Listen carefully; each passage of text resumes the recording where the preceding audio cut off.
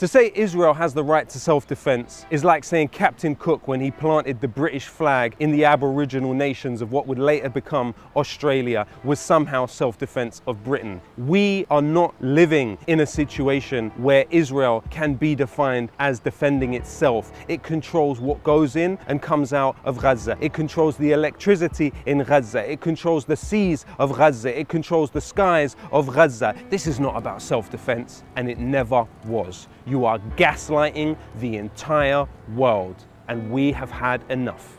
This is not a battle between two equal sides. This is colonialism, settler colonialism in full effect. When you look at a place like Gaza, you are talking about 14 years of some of the most comprehensive sanctions that have ever existed in human history. Fascistic language like putting them on a diet or mowing the lawn has been used about them. 98% of the water is unfit for human consumption. When you look at the difference between a nuclear-armed, technologically advanced army armed by all of the great powers, F-16s which are built by BAE Systems that bomb schools, to people where somehow they find a way to resist their situation, there is zero parity in this context. Numerous UN resolutions have affirmed again and again that Palestinians have the right to armed resistance to liberate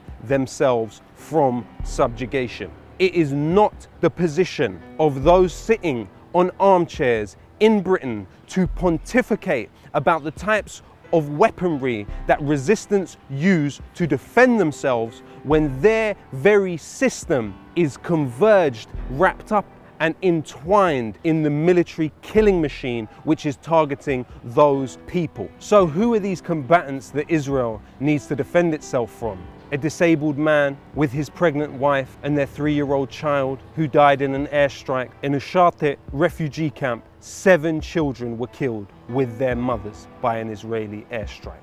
11 of the children that were killed were already receiving treatment for traumas that they had suffered in the wars of 2008, 2009 and 2014. There are examples of families swapping children to spread the burden and the possibility that maybe some of their children might survive. The Israeli occupation forces have the registers of every single home in Gaza. The fact that they are able to call individual telephones and warn of strikes mean that for every single decision made to hit a home that leads to the death of children, women and civilians, that the Israeli occupation forces knew. You see all of the kids around me? They're just kids. Why wouldn't you just send a missile to them and kill them? It's not fair. The right of children to live is what we are talking about here. The right of children to live. They've bombed the Palestinian Children Relief Fund's offices, cafes, bookshops, media towers, schools, but also health facilities. 22 separate health facilities have been significantly damaged, including the only COVID lab in Gaza. Several doctors killed in their homes, doctors who were working on treating an already battered population in the middle of a pandemic.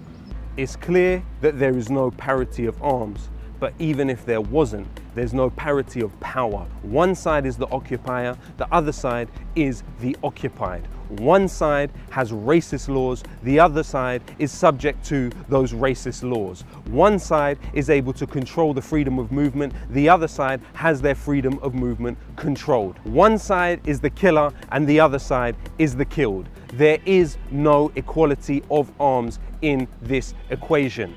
It's a key understanding at the United Nations that decolonization is a positive thing and is the reason for most of the states of the world having independence. How is it possible that we seem to be more concerned about defending the right of a colonial, settler, ethnic cleansing entity to continue business as usual, which is besieging and ethnic cleansing, than we are bothered by the fact that colonialism still exists in 2021. The closer you are, the less you see. Colonial America to the Indians. There's the attitude of America to the blacks. How could you have done that? Didn't you see? The way that my people are settling Judah and Samaria is unfortunately coming at the expense of the Palestinian people. When you look at figures like Theodor Herzl, credited as the founder of the Zionist movement, their conception was very much a colonial project in the mirror image of European colonialism. There are 440 Israeli colonies in the West Bank, housing over 500,000 illegal settlers who are armed and have control over 80% of the water in the West Bank. There are 565 checkpoints where soldiers act with nothing but unaccountable impunity. Those settlements are deemed illegal by UN Resolution 2334. Who funds those settlements and where does the money come from? Well, Roman Abramovich, prior to receiving citizenship from Israel, moved $100 million from the British Virgin Islands to Elad, which is hell-bent on ethnically cleansing Sheikh Jarrah and has successfully ethnically cleansed many parts of Jerusalem. Who else funds Elad? The Clermont Family Foundation. It has funded the Center for Security Policy, led by Frank Gaffney, an organization which is also funded by Raytheon and Lockheed Martin. The Center for Security Policy gave the foundational work to Donald Trump for the Muslim ban. The Clermont Family Foundation also funded Middle East Forum, led by former employee of the Israeli Ministry of Defense, Greg Roman. Middle East Forum funded the Free Tommy Robinson campaign, and as a think tank were quoted 13 times by Anders Breivik following his massacre of over 70 people in Norway. Another organization that funds Elad is the Hertog Foundation. They also funded the David Horowitz Freedom Center, which employed both Katie Hopkins, big round of applause for Israel, yes, come on Israel, and Tommy Robinson. Palestine. Why would you support Palestine? The Hertog Foundation funds the Friends of the IDF and Middle East Forum. The Friends of the IDF had on their board Robert Shillman. Robert Shillman also funded Tommy Robinson. What we see here is an intertwining of interests between Zionist actors around the world who believe that their interests are served by not only funding violent settlement in the West Bank and a war against indigenous Palestinian people, but also pushing domestic Islamophobia within Britain and the United States. They are taking over our country. We're going to be under their rules, their laws. We have had enough. Free Tommy. Today we see raw fascism within the Green Line.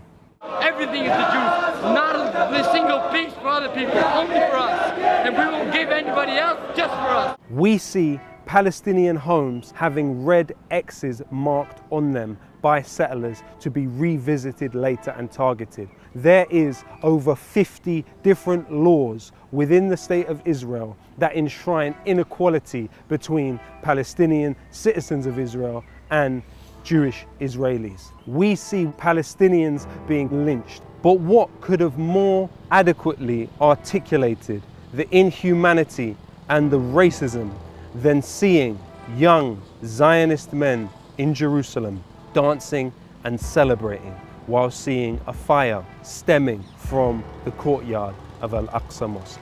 This fascism was foretold by Albert Einstein and others. If he was able to be clear about the fascism ahead, why is it today our freedom of speech is withheld from us? Between 2016 and 2018, 500 Palestinians were arrested for posts that they made on the internet, including children. How hideous is it for those well-paid, well-fed members of the British commentariat who have complained for so long about cancel culture to pontificate about their own rights of freedom of speech, while Palestinian children and even children in this country who advocate for the Palestinian cause do not have that freedom of speech.